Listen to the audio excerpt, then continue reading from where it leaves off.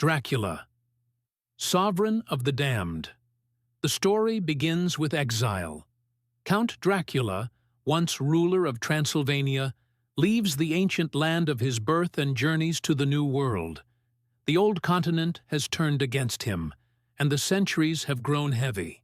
By the time the narration opens, Dracula now lives in Boston, an immortal relic walking through a modern world that no longer believes in monsters.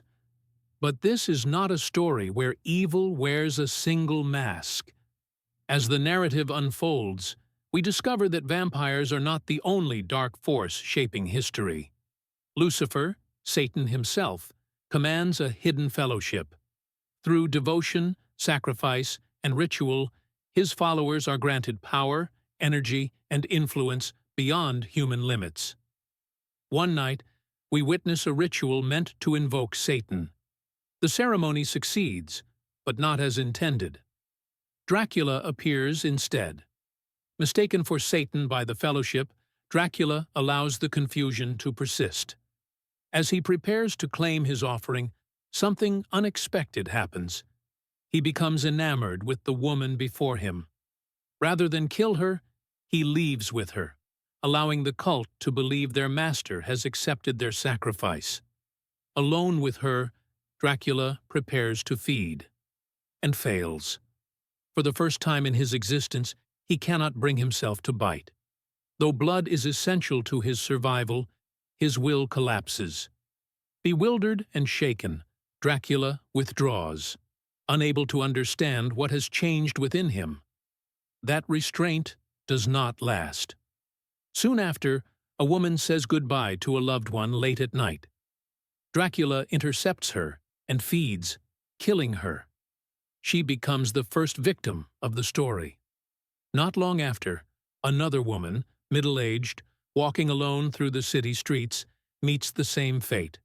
A pattern begins to emerge. Dracula shows a disturbing preference, and with the second murder, the tone of the anime is firmly established. The media reacts. News reports describe mysterious deaths marked by puncture wounds on the neck. A drunken man claims to have witnessed something inhuman. His testimony is publicly dismissed, his 30-year history of alcoholic hallucinations used to discredit him entirely. The headlines urge the public to ignore his words. He is institutionalized and sent to a sanatorium for treatment. The truth is silenced. Then, a second protagonist enters the story. Frank Drake receives a phone call. A woman named Rachel asks to meet him. The location is specific, a flower bed at the end of a public park. Everything changes when Frank learns why she wants to see him. It is about Dracula. Frank Drake is not an ordinary man. He is a direct descendant of Dracula, his bloodline tracing back to Dracula's first son. Rachel and her associates ask him to join a vampire hunting organization whose goal is simple: eliminate Dracula. Frank refuses. A fight erupts. The confrontation is fast, precise, and revealing. Frank proves himself to be a highly trained martial artist, far faster and more capable than expected. The attack ends abruptly. It was never an ambush. It was a test. Frank passes. He is invited to the estate of Hans Hawker, a legendary vampire hunter. Hawker lives in a massive castle filled with preserved vampires and zombies. He is both warrior and scholar, a professor of science and philosophy with deep research into metaphysics. There, Hans Hawker tells a story from the past. Centuries earlier, two hunters infiltrated Dracula's resting place: Jonathan Hawker, Hans's father, and Abraham Van Helsing, Rachel's grandfather. They opened Dracula's sarcophagus, attempting to destroy him. Dracula awoke mid-attack, survived the flames thrown upon him, and slaughtered the intruders. History, it seems, never truly ends. Frank accepts Hawker's proposal and asks how they intend to track Dracula.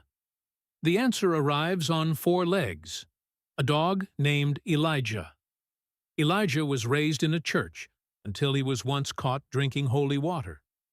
From that moment on, he became extraordinarily sensitive to evil. Elijah can sense Dracula wherever he hides. Meanwhile, Satan's fellowship attempts another summoning.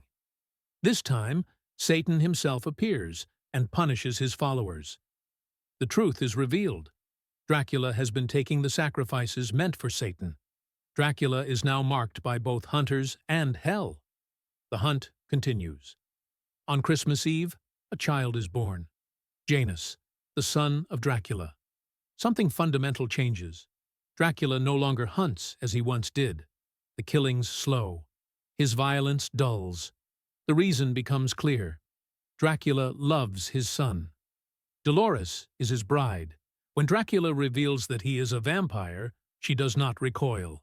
She already knew. She recognized him from the beginning. Dracula tells his true story. In the Balkans, among Bulgarians, barbarians, and Huns, he was an undefeated warlord. Victory made him feared, and fear made him hunted. Eventually, he was defeated and killed. In death, Satan claimed him. Resurrected as a vampire, Dracula was corrupted. The cross became a source of terror and agony.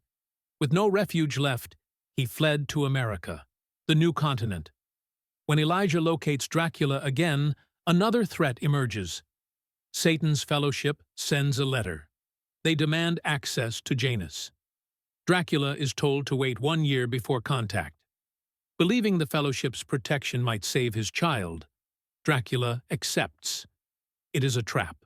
A powerful cross erupts with blinding light. Silver bullets are fired.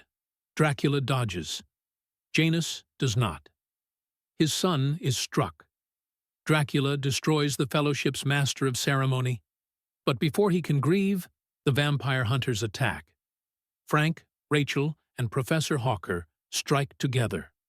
The loss of Janus shatters Dracula completely. His humanity collapses. As the story continues, New York becomes the next stage.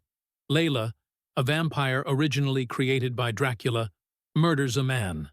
A wave of killings follows, dominating the headlines. The hunters realize Dolores is the only remaining link to Dracula. At a cemetery, Dolores prepares to sacrifice herself, unable to endure the suffering any longer. A vast presence of light intervenes. A voice declares her sacrifice refused. She is granted a second chance. Janus is resurrected. Dracula witnesses the light and misunderstands it. He believes Satan has revived his son to transform him into a weapon. He is correct. Janus returns to destroy his father. Father and son collide. 5 centuries later, Satan confronts Dracula directly. He accuses Dracula of loving Dolores and fathering a child capable of ending evil itself. As Satan prepares to strike, Dolores intervenes. Light erupts from her hands, saving Dracula. Something irreversible happens. Dracula sees his reflection in a mirror. Elijah does not react. Dracula is human. Stripped of immortality, he becomes a thief to survive. His goal is clear: regain his vampiric state. An ironic moment confirms the truth. Dracula eats a hamburger. He is fully human. He finally founds Layla and begs to be turned back. She refuses, resentful about to have to live in such condition. The hunters continue to observe him, not to kill him, but to see whether he will reclaim his darkness. Dracula returns to Transylvania. He seeks to open Melissa's sarcophagus, but his homeland no longer reveres him. As a human, he is challenged by undead who once served him. Inside a human household, vampires cannot enter. The power of the cross repels them. Though human, Dracula retains immense strength, rivaled only by Janus, Dolores, and Satan himself when the cross touches his flesh. Hans Hawker confronts him one final time.